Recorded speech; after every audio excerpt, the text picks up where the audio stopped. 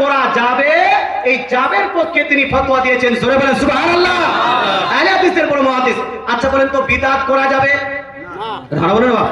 যেটা অভিশপ্ত বিদআত, এই অভিশপ্ত বিদআত কি করা যাবে না বাদ দিতে হবে? বাদ দিতে হবে। কিন্তু এই নাসিরউদ্দিন আলবানী বলছে ফরজ নামাজের পরে, আহলে হাদিসের বড় শাইখ নাসিরউদ্দিন আলবানী বলছে ফরজ নামাজের পরে সম্মিলিত মুনাজাত করা যাবে মুসলমান। আচ্ছা বইটার নাম দেখেন হাজরাত, আরবি নাম হলো সিফাতু সলাতিন নবী সাল্লাল্লাহু তাআলা আলাইহি ওয়াসাল্লাম। মুসলমান বাংলা নাম দিয়েছে রাসূলুল্লাহ সাল্লাল্লাহু আলাইহি ওয়াসাল্লামের নামাজ। রাসূলুল্লাহ সাল্লাল্লাহু আলাইহি ওয়াসাল্লামের নামাজ প্রথম খণ্ড এবং দ্বিতীয় খণ্ড একত্রে। রাইটার হলো কে? মুহাম্মদ নাসিরউদ্দিন আলবানী। মুহাম্মদ নাসিরউদ্দিন আলবানী। মুহাম্মদ নাসিরউদ্দিন আলবানী কে? আমাদের সুন্নিদের ঘরের লোক নয়। 276 পেজ নাম্বার 276 এর মধ্যে স্পষ্ট এখানে উল্লেখ করেছেন যে যেইগুলো হাদিসে দোয়া বর্ণিত হয়েছে ফরজ নামাজের পরে, সেই দোয়াগুলো পড়ার পরে সম্মিলিত মুনাজাত যে আমরা করি, এটা চলবে কি চলবে না? হুজুর একটু দেখেন, বাংলা পড়তে জানেন তো? এই তো দেখেন আমি পড়ছি, আপনি খালি বলেন কেন? হ্যাঁ পড়ুন। দেখেন সেইগুলো পড়ার পর আছে একসাথে হাত তুলে, কি লিখেছে? একসাথে হাত তুলে দোয়া করলেও কোনো দোষ হবে না বলে উলামায়ে কেরামের একদল অভিমত প্রকাশ করেছেন। জোরে বলেন না সুবহানাল্লাহ। জোরে সুবহানাল্লাহ। এখন এর কাছে কি? এ তো উলামায়ে কেরামের ব্যক্ত করে দিলেন। উলামায়ে কেরাম বলেছেন ফরজ নামাজের পরে একসঙ্গে হাত তুলে দোয়া করার পক্ষে উলামায়ে কেরাম মত প্রকাশ করেছেন। নাসিরউদ্দিন আলবানী নিজের মতটা প্রকাশ করতে গিয়ে বলছেন, সুতরাং জরুরি না ভেবে আমরা কি ফরজ নামাজের পরে যে দোয়াটা করি, এটাকে ফরজ করি না? ফরজ করি না, ওয়াজিব বলি না। ফরজ ওয়াজিব বলি না, জরুরি বলি না, এটাকে কি বলি আমরা? মুস্তাহাব বলি। কি বলি? মুস্তাহাব বলি, নেক কাজ করি, এটা নেকির কাজ করি। এখানে লিখছে ও, সুতরাং জরুরি না ভেবে ফরজ নামাজের জামাতের পর একসাথে দোয়া করা যেতে পারে। জোরে বলে সুবহানাল্লাহ। আল্লাহু আকবার। তাকবীর। নারায়ে রিসালাত।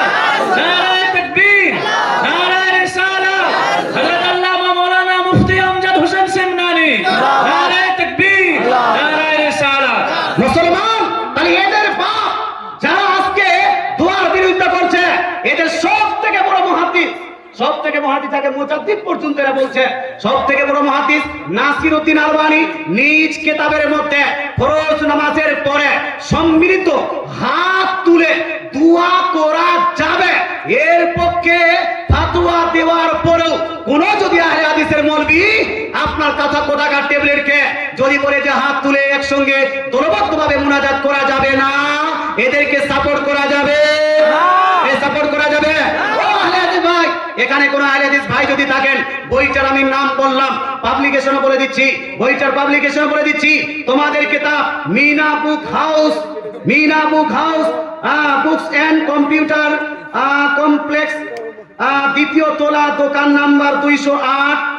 আচ্ছা, বাংলা বাজার, ঢাকা 1100, ঢাকা থেকে পাবলিশ করেছে। আহলে হাদিসের কিতাব থেকে আমি প্রমাণ করে দিলাম যে নবীজি সাল্লাল্লাহু আলাইহি ওয়াসাল্লামের উম্মতিরা ফরজ নামাজের পরে সম্মিলিত হাত তুলে যে দোয়া করে, এই দোয়াটা তাদের বড় মৌলবি, তাদের বড় মুহাদ্দিস তিনিও অ্যাকসেপ্ট করেছেন। এরপরে এটাকে কেউ যদি বেদাত বলে, নিজে বেদাতি হবে না? হবে না? এরপরে এটাকে কেউ যদি নাজায়েজ বলে, নিজেই নাজায়েজ হবে না? হবে না? এরপরে যদি এটাকে কেউ বিদআত বলে, সবথেকে বড় বিদআত, সবথেকে বড় বিদআতি নাসিরউদ্দিন আলবানী হবে না? হবে না? তো নিজের মৌলবি নাসিরউদ্দিন আলবানীকে আগে বাইকট করো, নিজের মৌলবি নাসিরউদ্দিন আলবানীকে আগে বাদ দিয়ে দাও, নিজের কিতাবখানা থেকে এর কিতাবগুলো বাদ দিয়ে দাও। একে আগে বিদআতি বলো, সুন্নিদেরকে পরে বিদআতি বলবে, তাহলে বলবো যে তোমরা হলে বাপের বেটা। মুসলমান, আপনাকে বলতে চাই, একমাত্র সিনা জোর সুন্নিদের আছে। সুন্নিরা কাউকে তোয়াক্কা করে না, একমাত্র কোরআন হাদিসের তোয়াক্কা করে। তাই বলতে চাই ভাই, লাস্ট স্লোগান, কোরআন হাদিস যেই দিকে আমরা আছি, আর নবী যেই দিকে, সুন্নি মুসলমান সেই দিকে। ইনশাআল্লাহ তাআলা নেক্সট টাইমে আমি আবার